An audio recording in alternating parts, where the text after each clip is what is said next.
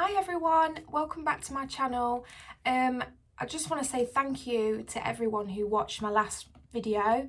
I didn't really realise how many people would actually watch it, and the response I got from it was really good. You know, a lot of people messaged me and said, you know, you should never feel alone, and it's just nice to get the message across to other people that are probably experiencing any form of mental health illness or disorder and haven't spoke about it before to anybody, but have got videos like this to be able to watch and, you know, get something from it, I suppose.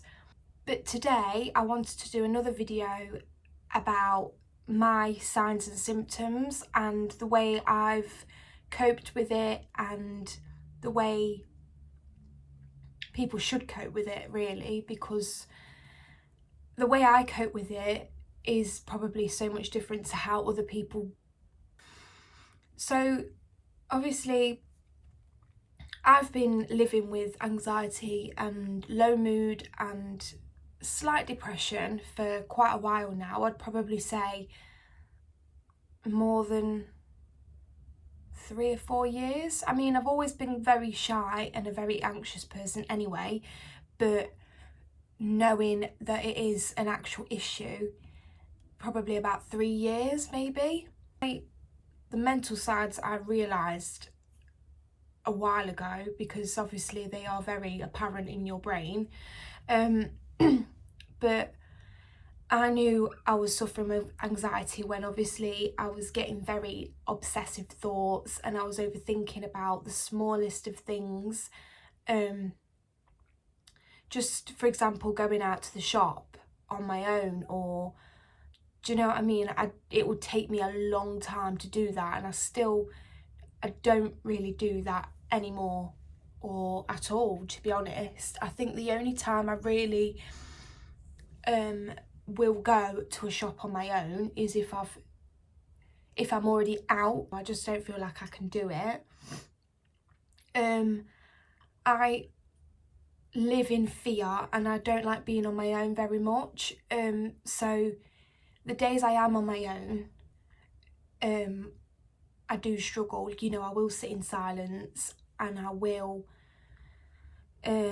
struggle to get out of bed sometimes. And it's like the past 2 days I have been off. Obviously I was at work yesterday, but when I made the first video on Monday and this video I'm making today, I kind of feel like at the moment I've got something to get up and do, because I feel like the amount of response I got from my first video, I want to do that again, because I feel like I am helping people and people are wanting to watch. And another thing is, like, I constantly worry about what other people think of me.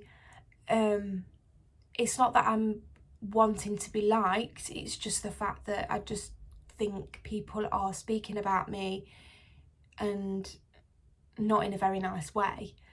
I've no idea where that has stemmed from, or I really don't know, but recently started a new job.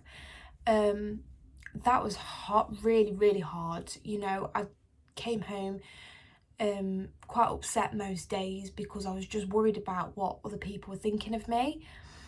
Another one for me is obviously isolating myself and struggling to make friendships. I'll be open and honest and say I haven't really got many friends, and that is part of my anxiety, because I don't want to go out there and make new friends and form new relationships, because I'm scared of getting hurt all the time. I don't want to get so close to people and then them just leave, if you know what I mean. I find it hard to trust people and to open up to people, and just thinking, what's the point in that, because they will just leave anyway. I'm that type of person that I don't even like trying out a new series or watching a new film, because what's the point? I don't know, it's such a strange feeling in my mind. I would rather just rewatch things that I know I like instead of trying something new. I constantly relive that in my head and worry about it over and over again, even though it's already happened, but it's still in my mind, you know, the whole thing that's happened. I'm worrying about it over and over and over again. It's difficult when it comes to the mental symptoms of your anxiety and your depression, because you can't get those thoughts out of your head, and it's very hard to find something to really take that off your mind. Just the mental symptoms of the illness, it's physical symptoms as well. That's obviously with any mental health illness, but obviously I'm talking about the anxiety side. So I get very restless, I feel on edge, and sometimes I have a really strange nervous feeling in my tummy or butterflies, and I don't really have a trigger for it. Obviously with starting the new job, that was huge. You know, I felt that anxiety every single day. It's a lot better than it was. I feel tired all the time, really, really badly tired all the time. And sometimes I get the feeling of worry that people think I'm being lazy or just boring. I don't know, like, I don't get this all the time, but mostly in the morning, I get a really blank mind. So sometimes I'll kind of like get up and do something and I've completely forgot what I'm doing, or, you know, just things like that I'm just, or I zone out and I'm just not thinking about anything, but I am. It's really, really strange.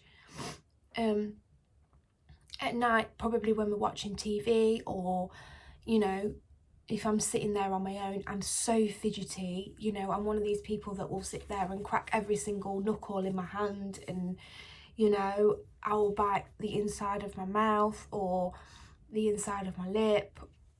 Or I've started, and I don't, there's an actual thing for this, but I have started, I mean, you can't really tell, but I do, when I've took my makeup off at night, sometimes I'll pick at my eyebrows and I'll just sit there watching telly and just pick.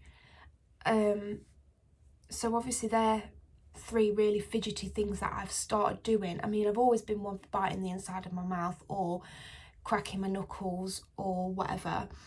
And another thing is I keep picking the sides of my nails. I've never been a nail biter, but always picking the sides of my nails. And if I have got sort of like nail varnish on or the gel polish that sometimes I wear, I'll pick it off. I also go through phases of feeling very hot then feeling very cold. You know, and want to kind of sit in my proper pyjamas, you know, thermal pyjamas sometimes in winter, and my dressing gown. I'll go through phases now where I'm wearing it and I'm nice and cozy and warm and watching telly and feeling relaxed, to then I'm boiling hot, let's take it all off, and, you know, just sit there absolutely roasting, but then the next minute I'm freezing again. It's really, really strange. It comes to sort of like when I knew that I needed to contact my GP. So it was sort of throughout lockdown last year when I did contact them, and this is because I started having really bad panic attacks, and they were mostly, I don't really know how many times a week I would have them, but it would at least be once a week. The panic attacks would probably start with feeling hot, feeling quite dizzy and lightheaded, and just not being able to get my breath and not being able to control my breathing properly. I would also get quite bad chest pains, and that would make it worse because it would always be on the left side of my body that I'm getting the pain. And obviously then I'd start thinking, oh my God, am I having a heart attack? What is going on? And I always remember, and I'll remember this, you know, forever now, but I was at work one afternoon and I was having these really bad pains in my chest, and it started going down one side of my arm, and I got a really bad pins and needles down the side of my arm. And obviously then, I'm such an idiot for this, but I Google everything. That's another one of my symptoms. I will literally Google everything. And the first thing that came up when I Googled this was bloody heart attack. When you get pins and needles down one side of your arm, you're having a heart attack or cardiac arrest, whatever it's, whatever. So then it made it worse for me, I felt like I was going to faint. So I ended up in A&E for having a panic attack, and I spent, I don't even know how many hours in A&E I was in there for, probably about 3 or 4 hours, just for them to tell me I was having a panic attack. And I felt so stupid, and yeah, I was so shocked that I was just having a panic attack. But that was the start of them, if you know what I mean. Like, then I would have little ones. So obviously there's like panic attacks and there's sort of anxiety attacks. Anxiety attacks I'll probably get a little bit more often than the panic attacks. So the panic attacks are the more physical, dizziness, lightheaded, not being able to breathe properly, control your breathing, whereas the anxiety attacks are the really bad, overthinking, not being able to control your thoughts. So obviously the ways I cope with all these horrible signs and symptoms and things is I do try and open up to,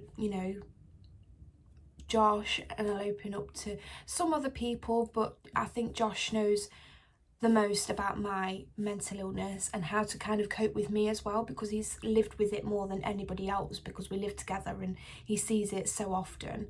And if you've got someone like that really does know how to deal with you in your mental illness, if you're having such a bad day, then it's so nice to have that person in your life that will help when you need it. Another one is probably knowing how to control your breathing. So when you are having sort of a panic or anxiety attack, I will always try my best to kind of breathe through your nose and out through your mouth, sort of like, and just really try and control your breathing, just so you're not, because once you start breathing really heavy and you're having that panic attack, your heart rate goes up so much more, and then you start stressing out more, worrying about the heart rate and everything, because obviously that's what happened to me. And then you feel like you're having a bloody heart attack.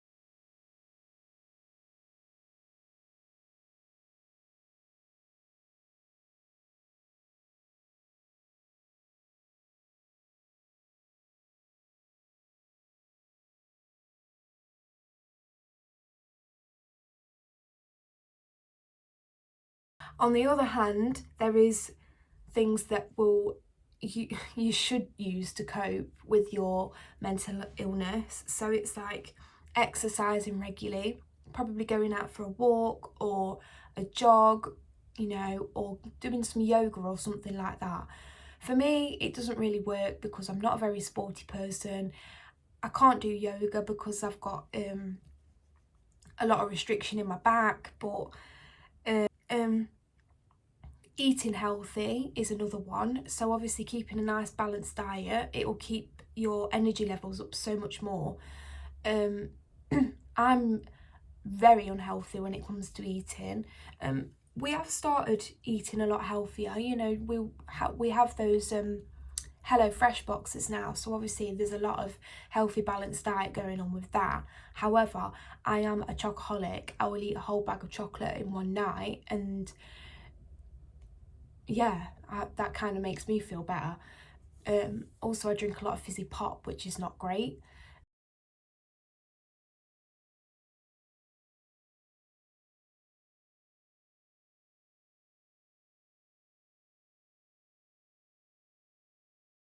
That you can use, there's like sleep, there's a sleep section, there's a mindful section, there's like yoga and meditation. I use the sleep section the most because it's got like different people with the most relaxing voices ever reading you a sleep story. And for a while I did struggle to sleep. I'm okay now, I don't really struggle at all. I can drop off easy because I'm tired all the time. But the sleep one was very, very nice. You know, having someone with a very calming voice read you a story to go to sleep is just lovely.